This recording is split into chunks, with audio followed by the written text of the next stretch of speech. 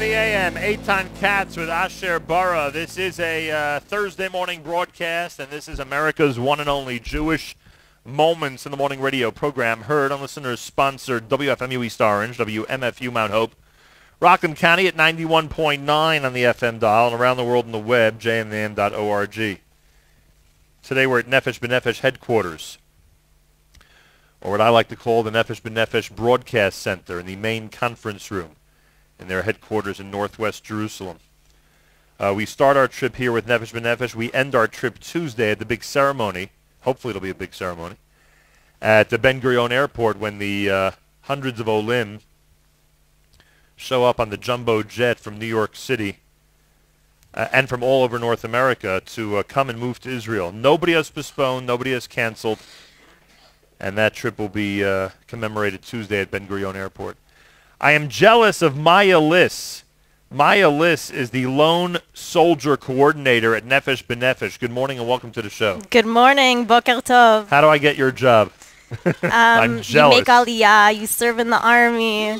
So it starts with Aliyah, then it goes to service in the army. All right. 2 strikes against me so far. How long have you been the lone soldier coordinator? 2 years.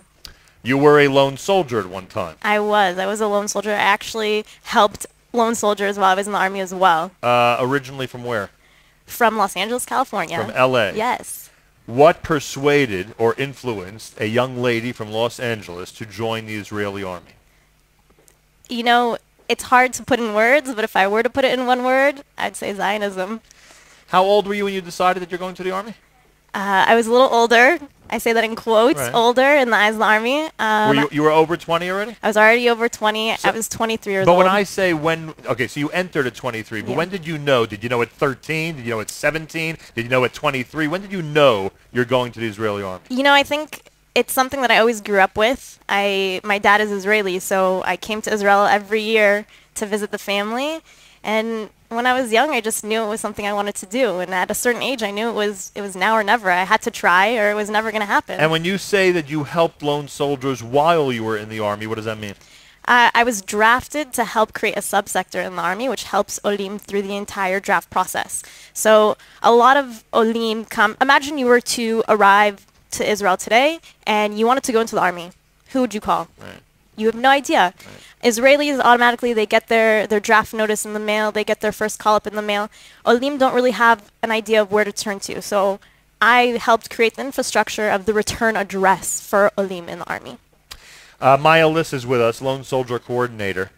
Do we have an idea, you may know exactly, how many lone soldiers will be on Tuesday's flight when it arrives here at Ben Gurion Airport? So we have 108 that are coming. What was last summer? Do you remember last August what it was? Was it also around that? It was around that. It was a little. It was around the same number. It's It's not unusual for there to be over 100 on this flight. No, this flight, the August flight, is known for it to be the lone soldier flight. Right. And we were on it last year. It was an exhilarating experience, and meeting people from L.A. and all other parts of North America who decided in their teenage years to join the army. When this flight arrives, where do they go? They will spend their first days where after Tuesday? So the 108 that are coming, these ones specifically are in Gerin Sabar, which is a framework where they will be living on kibbutzim once they land in Israel. There are probably more Olim that are of army age, meaning men up until the age of 25, women up until the age of 20, that have to serve in the IDF as well. And they're going to go live their life in Israel until they join the army, whether it's going to a kibbutz ulpan or if it's renting an apartment in Tel Aviv, whatever it might be. All right, so we're told that 128 lone soldiers were on the flight. Last summer, 108, as you just pointed out, this coming Monday from JFK. In New York, I would guess that their addresses are from everywhere in North America, right? Yeah, absolutely. All over absolutely. The place. It's just unbelievable. I mean, we always point out the spirit of Zionism lives on, and in no way more than being at that flight. Anybody who shows up to JFK Monday, you will meet over 100 kids that are just dedicated to the future of the state of Israel and the Jewish people. It's absolutely amazing. Aside from the lone soldiers, the rest of the flight will be families and other typical Olim, some single people as well, right? Absolutely. Who are going to round out a number that's over 300, right? Total, there'll be over 300 people on that flight. The full flight. It's a whole chartered flight. Right, and it's larger, because I think we had 230 last month. It's larger than the July flight. This is the big one of the This is the big one, August. All right. What do you say to... do we say anything different to anyone listening to this show? We always say, if you're interested in Nefesh B'Nefesh, go to the website. If you're interested in Aliyah, you and your family, etc. Do you say anything different to a lone soldier prospect? Anything, or it's the same thing? It's the same thing. If you check it out online, you can start your whole exploration right there on the website. Absolutely. It's a part of the Nefesh B'Nefesh infrastructure, to know what your rights and what you have to do as an Oleh in terms of your army service, because men up until the age of 25 do have to serve in the army, and that's their age of arrival. So if they've been here, and even if they're turning 26 before the army, they do still have to serve.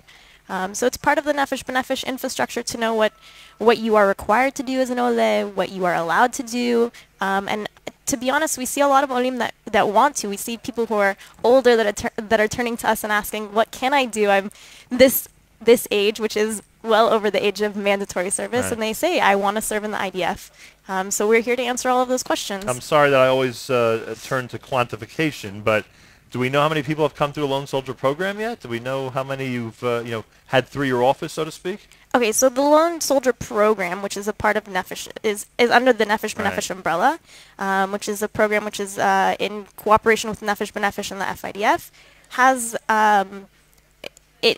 it doesn't only include North American and British Olim. It includes any lone soldier that has made Aliyah after the age of 16 and is serving in the IDF.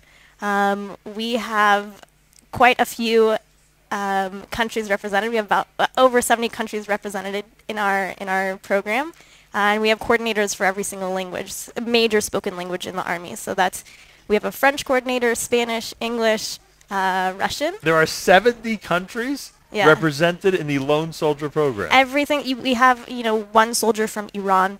We have soldiers from all over the world. You name it, it's probably on our list. It's really unbelievable. And what happens? You're in touch with these soldiers afterwards, right? This is not 108 soldiers showing up Tuesday and good luck, everybody. We've helped you get to Israel. Absolutely. You're in touch with them constantly. Absolutely. We start from once they arrive in Israel. So for Nefesh B'Nefesh assists with the Aliyah process, and then the Lone Soldier program comes in once they arrive to Israel to help them with the entire process of draft. What is your tzavlishon, your first call-up? What are your options after you go through the testing? If you want to go into an elite force, what that looks like? At what level does your Hebrew need to be? So we do help through that entire process from the moment that they're in Israel. Any crazy story for Tuesday? Anything strike you over the last couple of months working with, I don't know, a lone soldier that has an unbelievable background or a hard-to-believe story? Anything come to mind? Or I have to wait till Tuesday till I meet everybody? Well, what I can say is that it's unbelievable that not a single person has canceled their flight. They're all still coming, and I think that every single person on that flight deserves a big kol hakavod, big respect, big honor to them. And it's even more meaningful to be making Aliyah right now. Unbelievable. The whole thing is incredible. Yeah. I don't think anybody even in this office knew at the beginning of the summer how that would go. No. And it's just remarkable. It's been unbelievable to see that. I was at the charter flight in July, and it was very emotional. We just to be welcoming all those Olim that stayed strong regardless of the lack of quiet that we had here in Israel, and it was really. That's one way of putting it. Yeah. It was really beautiful, and I look forward to greeting every single one of those Olim that come off that plane next week. Lone Soldier Program, nbn.org.il, nbn.org.il. I'm assuming there's a section of the website that will appeal to anybody out there that wants to join it. Absolutely. You go on nbn.org.il, you'll see a tab that says Lone Soldier Program, and you can click on that.